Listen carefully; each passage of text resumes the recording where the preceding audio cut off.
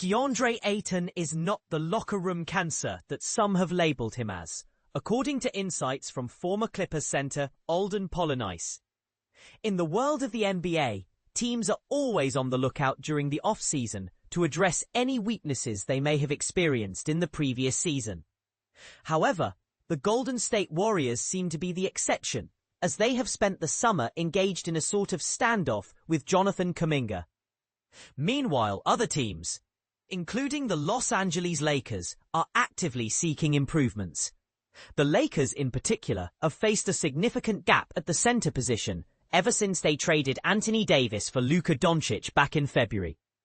The trade involving Luka and AD is one that any team would make without hesitation, but it did leave the Lakers with a roster imbalance that proved difficult to navigate.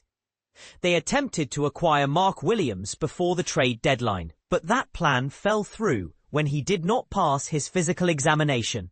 Consequently, the Lakers faced an early exit from the playoffs, being eliminated in the first round by the Timberwolves. In July, the Lakers made a strategic move by signing Deandre Ayton to a 2-year contract worth $16.2 million, which represents a significant enhancement at the center position. The extent of this upgrade could play a crucial role in determining how far LeBron James and Luka Doncic can go in their inaugural full season together. On a recent episode of Byron Scott's Fast Break, the former Lakers player and coach discussed Ayton's potential fit with Olden Polynice, who shared his thoughts on the matter. After being traded from the Suns and subsequently bought out by the Blazers, Ayton has faced criticism regarding his character, with some branding him as a locker room issue. However, Polynice argues that this negative perception is not entirely fair.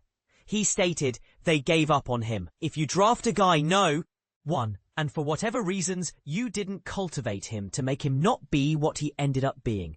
That's on management. That's on coaching. That's on all those people." Byron Scott pointed out that Ayton didn't transition directly from Phoenix to Los Angeles, to which Polynice responded, "I know, and they did the same thing in Portland." While Scott was hesitant to place all the blame on Ayton's previous teams, "You better get this right, 'cause this might be your last go-around." Although Scott acknowledged that Ayton has yet to fully realize the immense potential he displayed when entering the league, he believes that Ayton is an ideal match for the Lakers' needs, and vice versa. He added, "You got a guy in LeBron. Let's give him credit too. You got a guy in LeBron that will demand that out of him, so he's going to have to bring his A game this year." But he definitely is a huge pickup for the Lakers this year, no doubt. With just over a month remaining until the NBA season kicks off, fans won't have to wait long to see how Ayton integrates into the Lakers system. The Lakers are set to feature in an opening night doubleheader on the revamped NBA on NBC, where they will host the Warriors.